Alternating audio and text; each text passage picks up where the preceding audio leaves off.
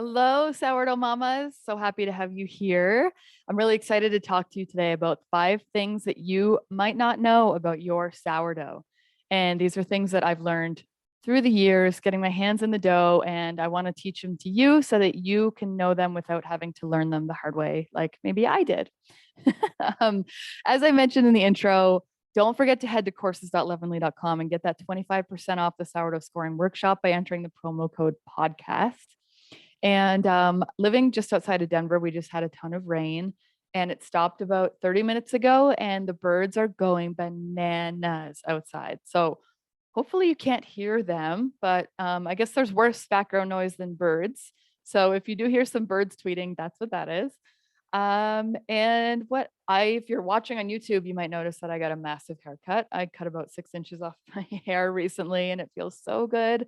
I tend to just grow my hair forever and then I chop a bunch off. Um, so it feels really nice, especially for summer.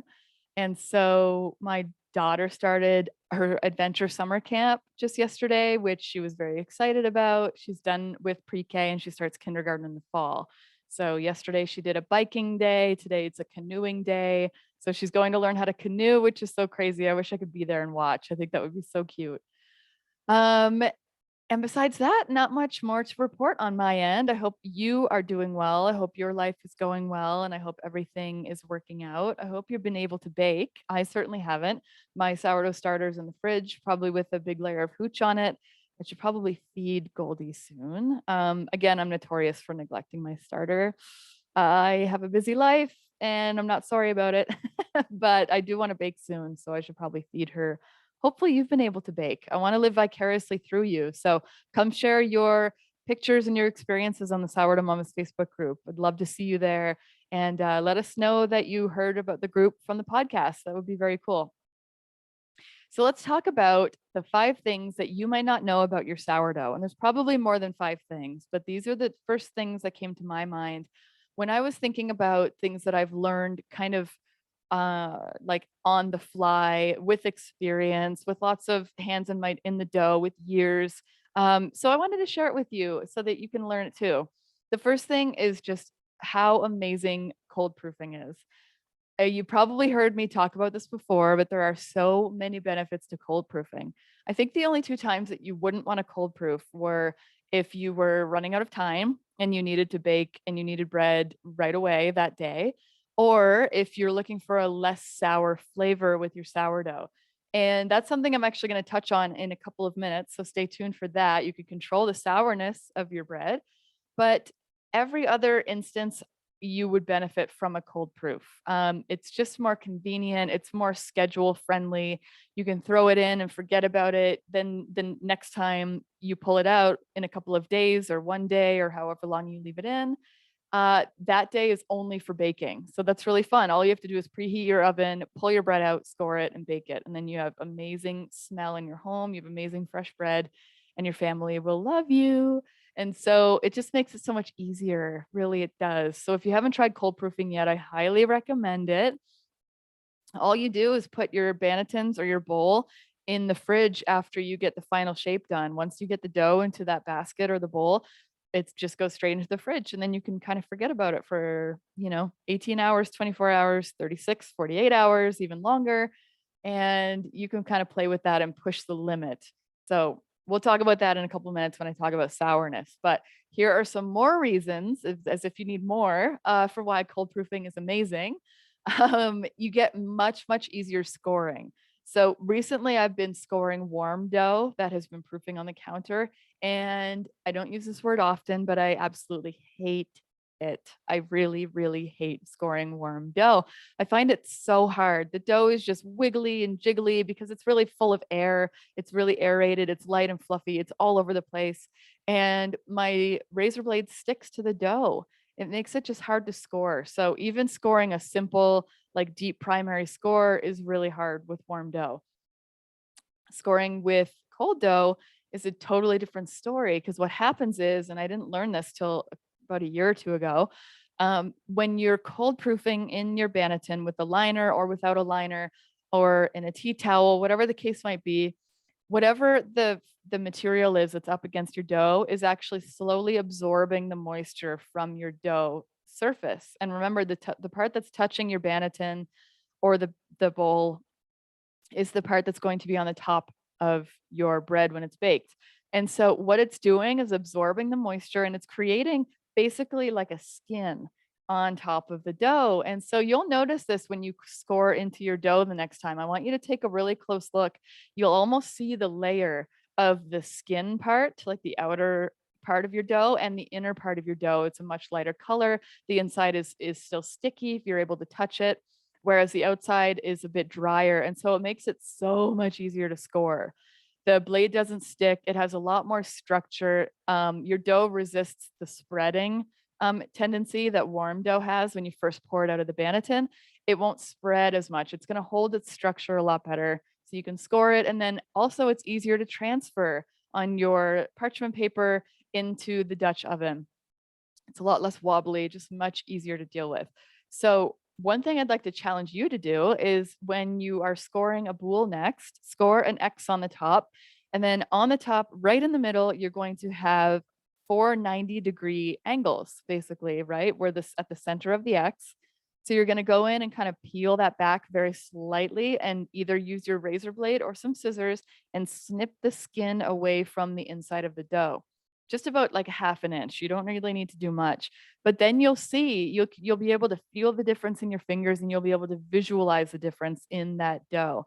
So I think that's just really interesting and it makes it much easier for us. And also I am a firm believer that it also helps with oven spring, cold proofing. And so that is maybe one thing that you didn't know about your sourdough. The second thing you might not have known is that there are two types of scores and they both have two very different functions.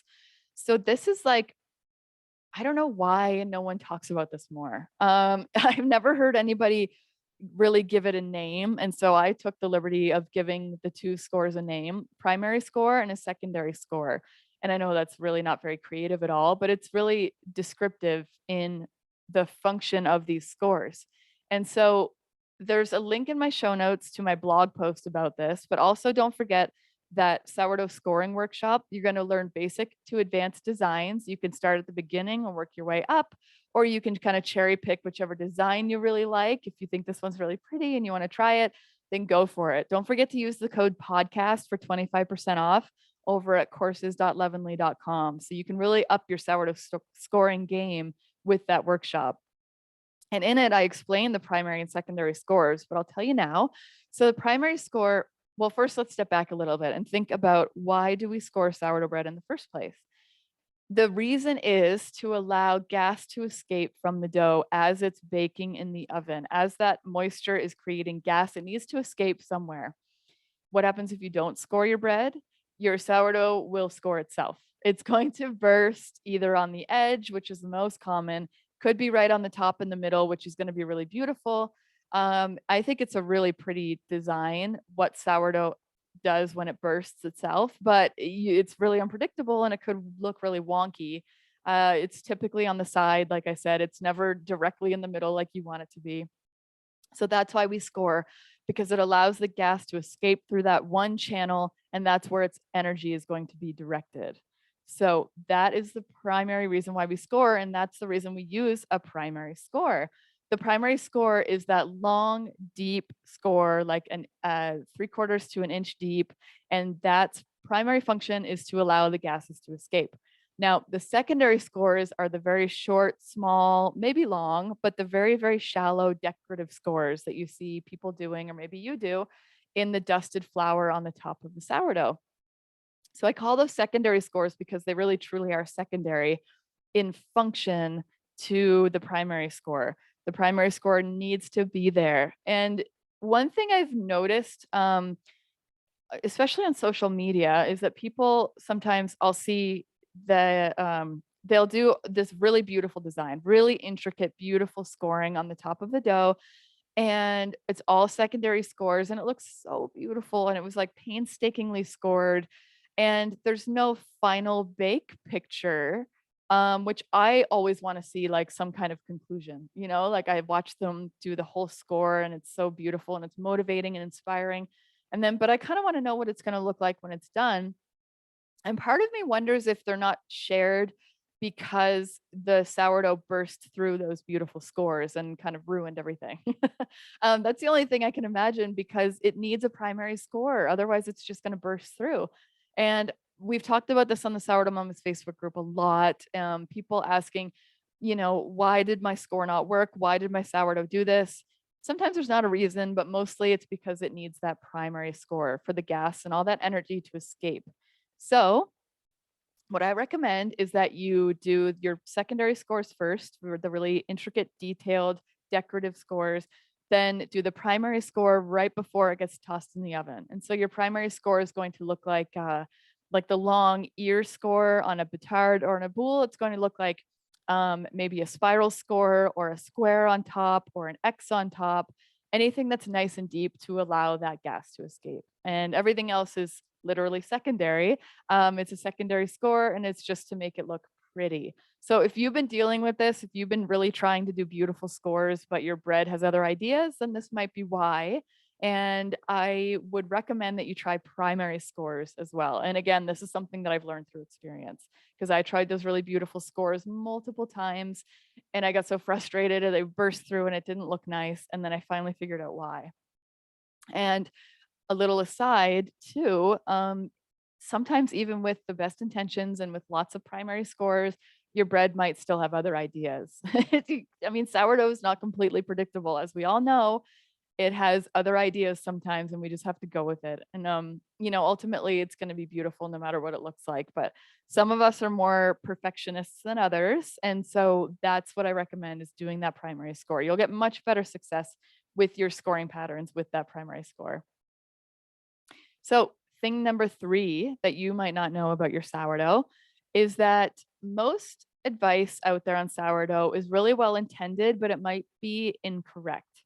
And so I've even given bad advice. I was kind of called out on this recently in a really nice and friendly and actually hilarious manner on the Sourdough Mamas group.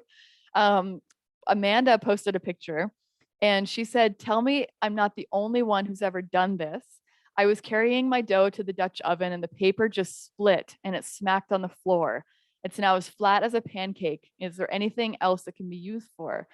And Lori commented and said, "It looks like you reused the parchment paper." And then she said, "Once it's been baked, it becomes extremely brittle. Don't bake on it more than once in the future." And I commented and I said, "Oh, that's good to know. I actually reuse my parchment paper."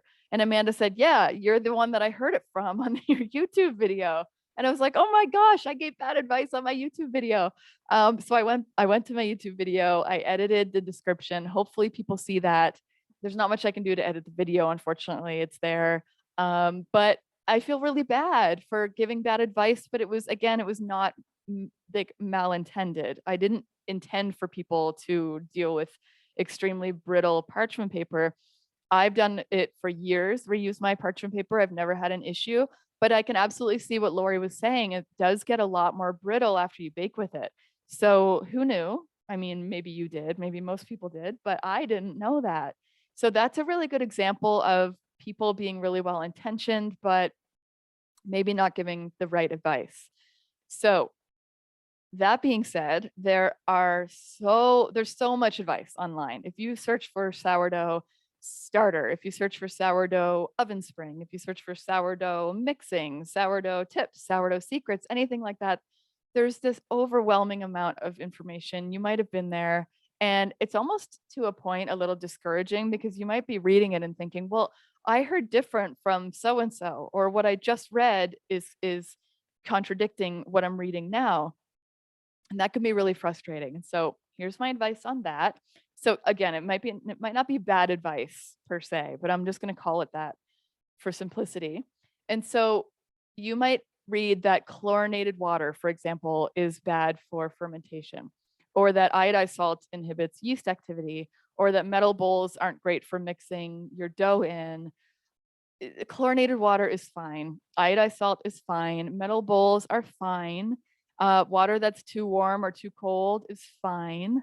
Mixing with your hands is great. It's the best, but also using a spatula or a whisk or a stand mixer is fine.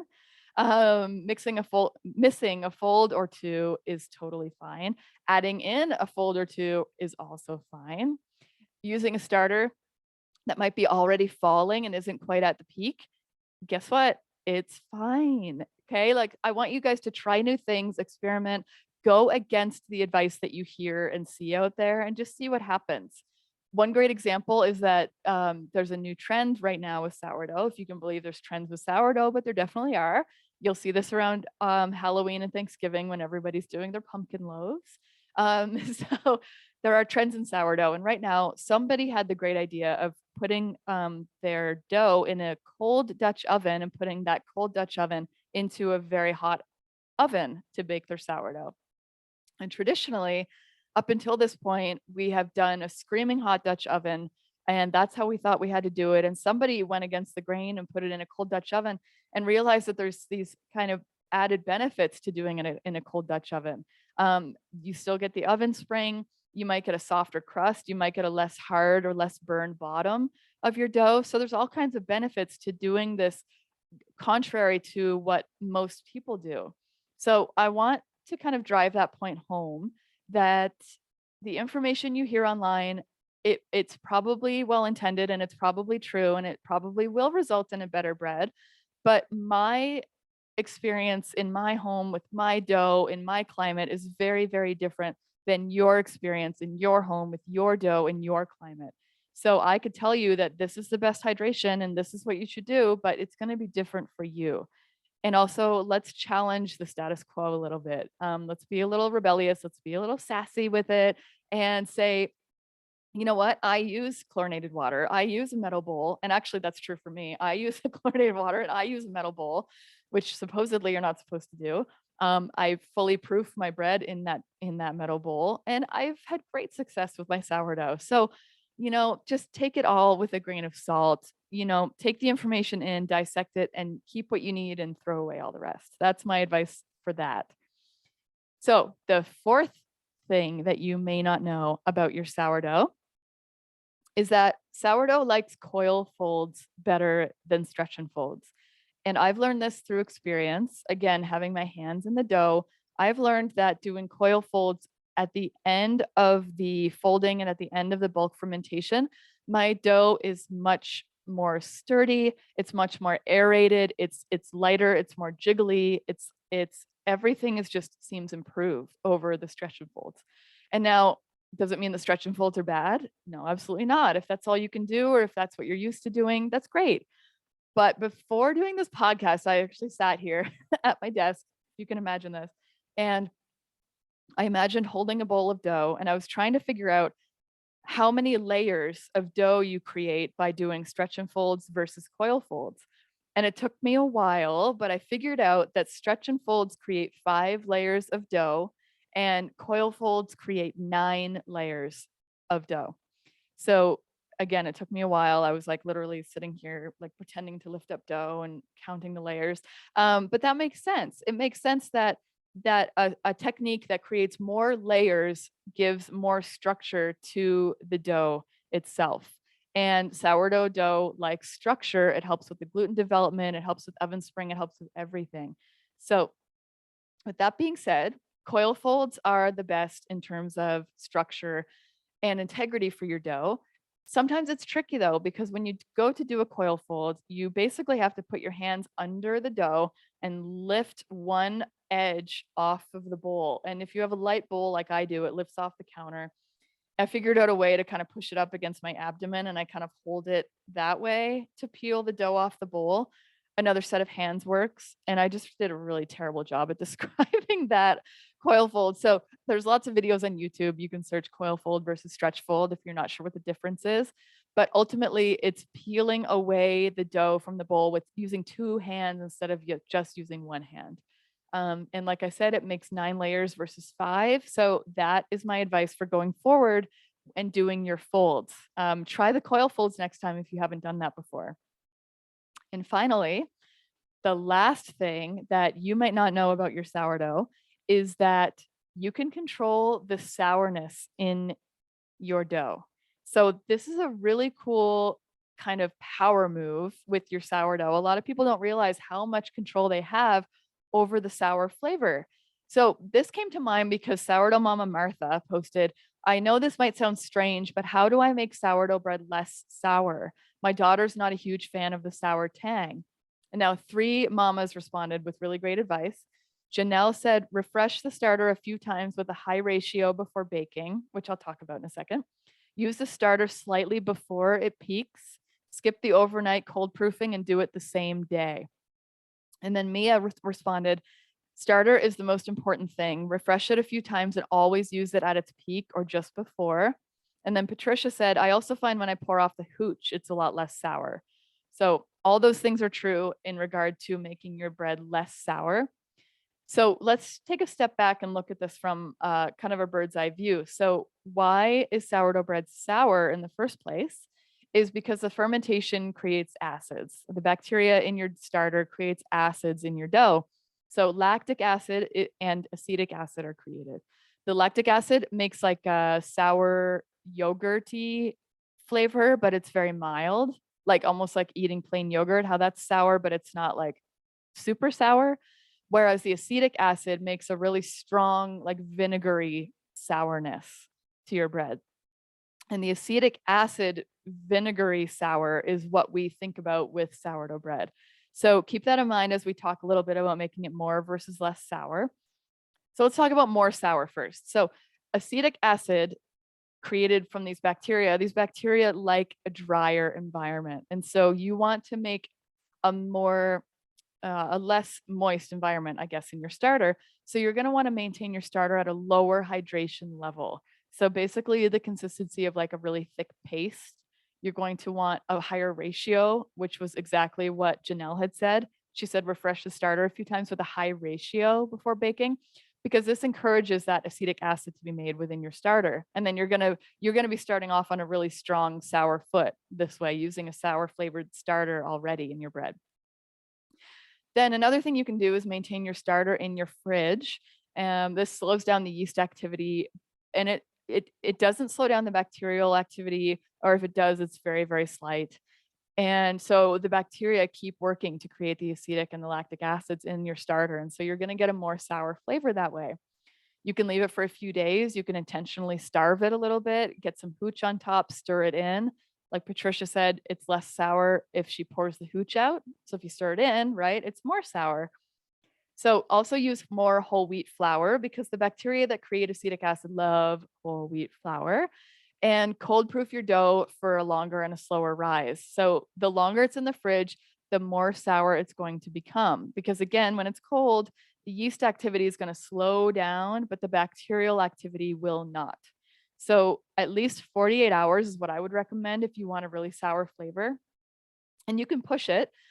Maybe test the fermentation at 48 hours, do the finger poke test. You can look that up if you're not sure what the finger poke test is, but it's a great way to test how the proofing level of your bread, if it needs more time, or if you need to pull it out and bake it right away.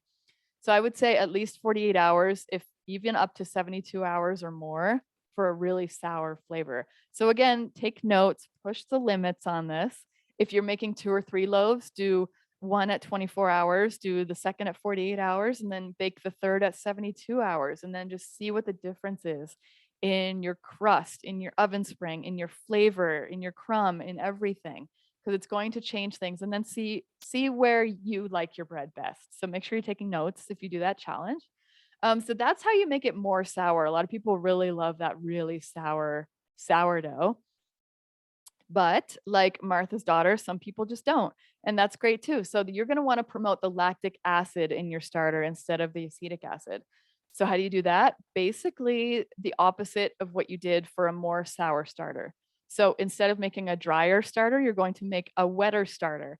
So you're going to want 100% hydration or higher. So it's basically like the consistency of yogurt, or maybe even thinner than that. And you can play around with it, figure out your measurements, or just play with different ratios. So a 1-to-1-to-1 starter ratio is going to give you a much wetter starter than a 1-to-5-to-5, for example. So a 1-to-5-to-5 would promote more acetic acid. A 1-to-1-to-1 would promote more lactic acid. So maintain a higher hydration starter. Keep your starter on the counter or in Goldie. So I actually brought Goldie here in case you don't know what she is. She's a sourdough starter warmer. And she would be great at encouraging that lactic acid production in your starter.